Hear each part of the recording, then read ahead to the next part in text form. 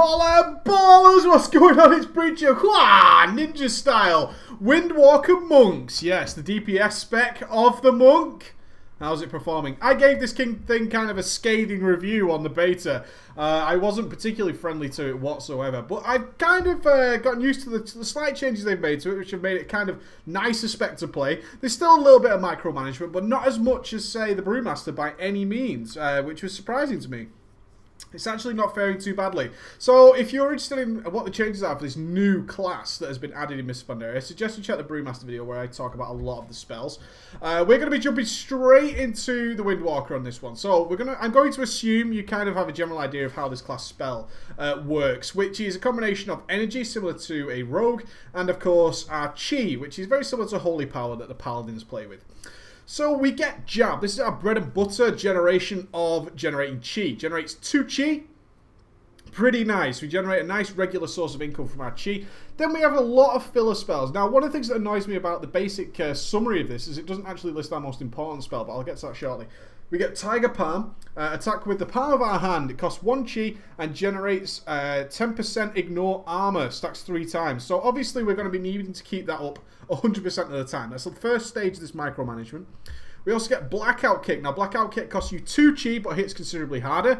It's actually a very, very nice way of dumping your chi when we're not doing anything else. If you have a lot of chi and your other big nukes are on cooldown, of which we have a couple, then you're going to want to be dumping your chi with Blackout Kick for the most DPS. As you can see, a little damage meter from the last boss I did. Very, very well performed, actually. I'm looking forward to running another dungeon after this, just to demonstrate everything for you. And Fists of Fury! Fists of Fury, pummel all the targets. Now, this thing costs 3 chi, an odd-numbered amount of chi. I hate that. Ugh, an odd-numbered amount of chi. My God. Pummel all targets in front of you with rapid hand strikes, stunning them, and dealing 43,000 damage immediately in every 1 second for 4 seconds. Damage is spread evenly over all targets, which means it does do AoE damage, but not in case of increasing your AoE damage. The damage is spread evenly out, so you get the same amount of damage either way. So it's a very powerful single target nuke as much as an AoE piece of damage. Your parry chance is increased by 100% while challenged. So note that, should you pull aggro, Fists of Fury is a very nice way of avoiding a hell of a lot of damage and maybe dying. A nice way of saving your ass. The other spell I want to talk about just before we crack on here is actually our most important spell, which is Rising Sun Kick. This should be part of the summary. It costs 2 chi. You kick upwards, dealing up to 83,000 damage and applying mortal wounds. Also causes all targets within 8 yards to take an increased 10% damage from your abilities by 15 seconds. This is our main nuke, okay? Rising Sun Kick is vitally important whether you're AoEing or single target. It's so important, guys, that you get this thing used and get it used fast. You want to keep it on cooldown, therefore you're not going to worry too much about the debuff whatsoever, and plus you're going to be churning out a ton of damage, a real ton of damage. See, Rising Sun Kick there doing 20% of my damage. Very powerful spell. You want that debuff up on all AoE mobs as well as your single target mobs, okay? Let's talk about the talents you might going to pick up for this bad boy. DPS increases are few and far between. Your basic one is some sort of movement speed increase. Now, momentum tends to be the beneficial one. You're going to probably do 1 roll between tank pulls in a 5-man, or even swiftly moving between mobs in a raid. Therefore, the speed increase after momentum just means you don't have to roll again and be out of combat or out of ability to do something while you're rolling and getting that movement speed to get up to the next DPSing mobs. Your next spell is some sort of heal. Zen Sphere tends to be the general choice. However, none of them are any form of DPS increase whatsoever. They cost 2 chi and do trivial amounts of damage, but they do some healing. That's something you want to be aware of. They cost the same amount as a Blackout Kick. Let me just check here quickly. Blackout Kick on average is doing a maximum hit I had there 85,000 damage. An average hit of 20k, which is always going to beat these abilities. Something you need to be aware of. The level 45 though is some sort of DPS increase. It's generating more chi, which is always awesome. Your jab generates an additional chi. Now, I prefer power strikes, especially if I'm doing something along the lines of consistent, sustained DPS. Consistent, sustained DPS is very important. So Power Strikes is generally beneficial to that. You should not really need Ascension if you're managing your chi properly. If you're doing that, then that's fine. And if you need that mega burst, on-demand burst, then you've got Chi Brew instead of Power Strikes. Overall, there's not much difference between either of these if you're using them on cooldown. I will say that mixed with our ability, which is our Energizing Brew I'm going to talk about shortly, is Power Strikes tends to be better overall. But of course, if we have something that needs to die and die now, Chi Brew will be more beneficial to you just to regenerate, restore all your Chi, chaining in a lot of spells. Okay, so very, very nice. You get some sort of CC on your next one. Paralysis increased to 20 yards. Charging Oxwave, which is a stun in front of you, and a Leg Sweep, and this knocks everything down. I prefer Leg Sweep because I'm going to be in melee range. Duh! Of course I am. I'm a melee DPS class. Therefore, Leg Sweep is pretty nice just to help out the tank and do things like that. Be aware, it doesn't cost anything, but don't want to sacrifice DPS to use it. So use it as you need it, is what I want to tell you there. Healing Elixirs, Dampen Harm or Diffuse Magic.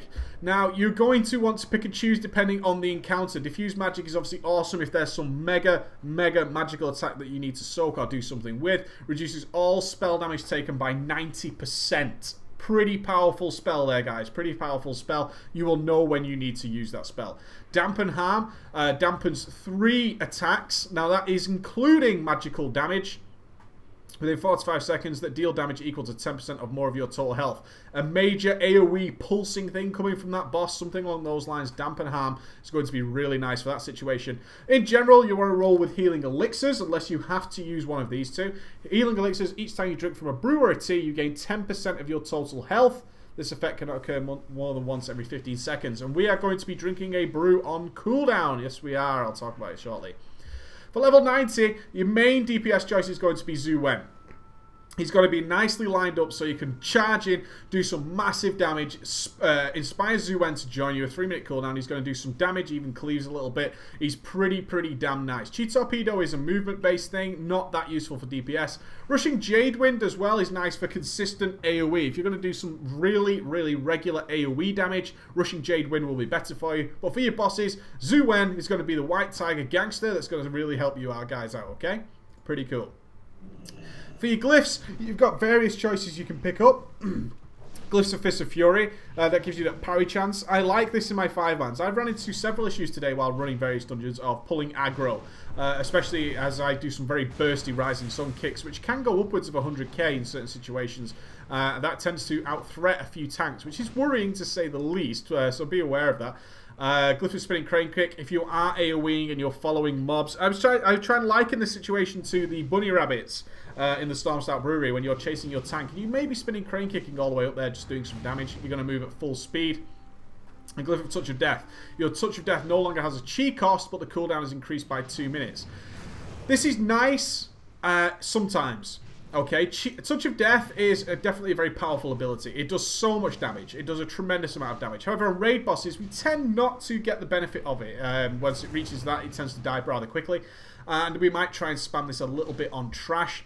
It's a nice ability, okay? It's nice and free, so we can use it whenever necessary. It's for a little bit of trash cheesing more than anything. On raid bosses, you're not going to see much of anything come from there. A big shout out goes to Fortifying Brew. We still get Fortifying Brew, which is essentially a shield wall. That's our big defensive cooldown. It just reduces the damage we take rather than boost our health. As a DPS class, especially, boosting our health isn't that important. It really is not, in comparison to taking less damage, which is far more important. When you roll our Chi Torpedo, Glyph of Retreat can be helpful as well. Threat gets reduced when you do that, which is pretty cool. And moving down, there's a couple of other choices you may want to take, like Touch of Karma. Now it's a 20-yard range. Again, it's situational at best. You'll know what Touch of Karma is. And Glyph of Afterlife increases the chance to summon a healing sphere. Depending on your encounter, when you kill an enemy with healing experience or honor, it's situational again at best. It really is. So there's another one. I keep talking about Shaking Brews. This is your next ability I just want to bring up in here. Where are you? Energizing Brew. So we've got a few things to micromanage. One, our Rising Sun Kick debuff, making sure we've got best use of energy and chi, keeping our Tiger Palm buff up, and also using Fist of Fury on cooldown. We also want to be using this on cooldown, which is our Energizing Brew. It has a 1-minute cooldown, which means over the course of a raid fight, you can use this thing quite a lot of time. It regenerates 60 energy over 6 seconds, which means it's a very solid DPS boost. It really is a very solid DPS boost. So you want to be aware of that as well. I also want to make a shout to Flying Serpent Kick. You will run into various periods where you can't cast anything. You have you've used your energy and you have no chi. That will happen. Flying Serpent Kick doesn't cost anything, and you can double press it very quickly. So a Flying Serpent Kick will take us a good solid distance. You can see there. I'm just going to wait 20 seconds while it's on cooldown. So if we're DPSing a single target boss, and we are quite literally out of anything to be able to do, double tapping Flying Serpent Kick will literally land us immediately in front and do some damage. You can see Flying Serpent Kick does do some damage. It's not a great deal. It's 12,000 to 13,000. But if we double tap it very quickly, we can gain some extra DPS. We can squeeze a little bit more in by just double tapping it and landing on that boss. So get used to doing that if you want to really push your damage to the max. That's what you want to be doing. Okay. Let's look at our character, our gemming and reforging. Agility is going to be king. There's no doubt about that whatsoever. Agility is going to be king. You want to get as much agility as possible using agility meters and gems and such.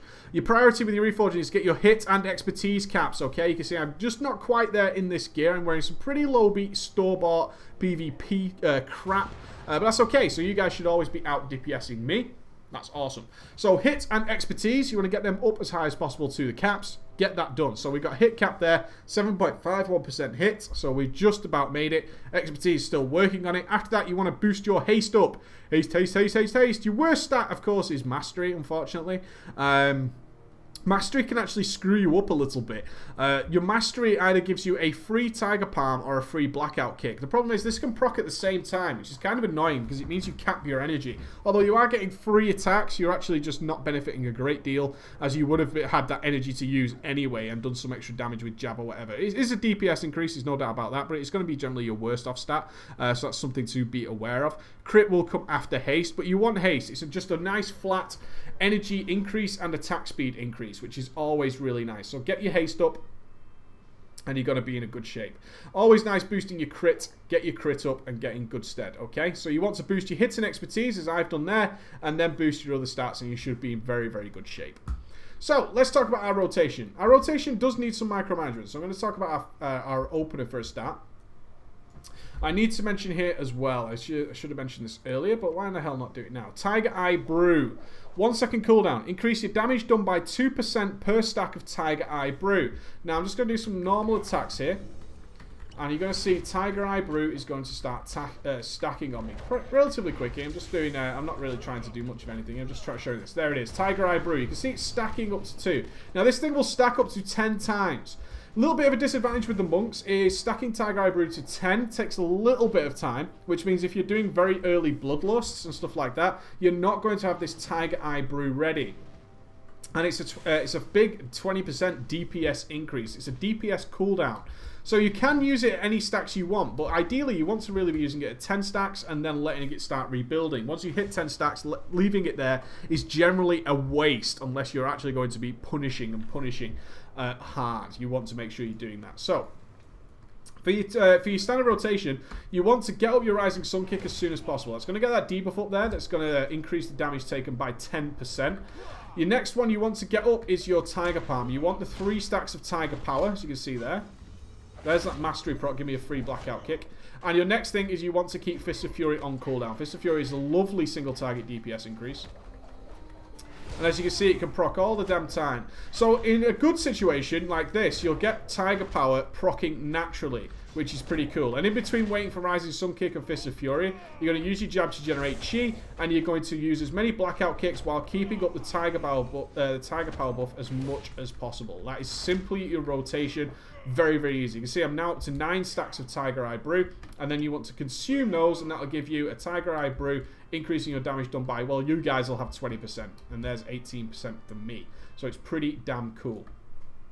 Zuen, obviously your other DPS increase, and that'll be it for your single target. It's not too difficult. It's once you get into the rhythm of this, it's actually very easy, as we only have the 2 spells that we really need to keep on cooldown. Our priority to simplify our goals in doing this is to keep Rising Sun Kick on cooldown and Fist of Fury on cooldown. The rest of it is about managing Tiger Power. Make sure we've got 3 stacks of Tiger Power up all the time, and any extra chi we're going to dump into Blackout Kick. Now remember, your Energizing Brew giving you a lot of extra energy. I will say, for the sake of Fist of Fury is a channeled spell, is you want to time your Energizing Brew to come after you've used Fist of Fury, because you'll easily recap your energy while channeling Fist of Fury. That's one of the little tricks I want you to keep in mind, is to do that. Our AoE is not the best until we get to about 5 mobs, okay? As I said, once you're at about 4 mobs or even 3 mobs, you've got to just keep up your single target rotation, switching from mob to mob, keeping up Rising Sun Kick on all of them. And, of course, mixing in now your Flying Serpent Kick, because it'll still do 41,000 damage, AoE damage. Flying Serpent Kick is pretty nice, just to do some nice AoE damage. Only when we start getting to 5+ mobs are we going to start mixing in the Spinning Crane Kick. Now, be aware, you want to use Spinning Crane Kick after you've used your Rising Sun Kick and to keep your Tiger Power up, because remember that 30% armor increase is on everything. So you want to have 3 stacks of Tiger Power, and you want to be Spinning Crane Kicking and then dumping your chi with Rising Sun Kick, okay? That's the combination you realistically want to be doing to get your AoE damage up. And you will do some tremendous AoE damage, guys. You will do some fabulous AoE damage. It's a pretty nice class so far. I quite enjoy it. So let's jump into a 5, man, and see exactly how it plays out. Alright, ballers? Bye.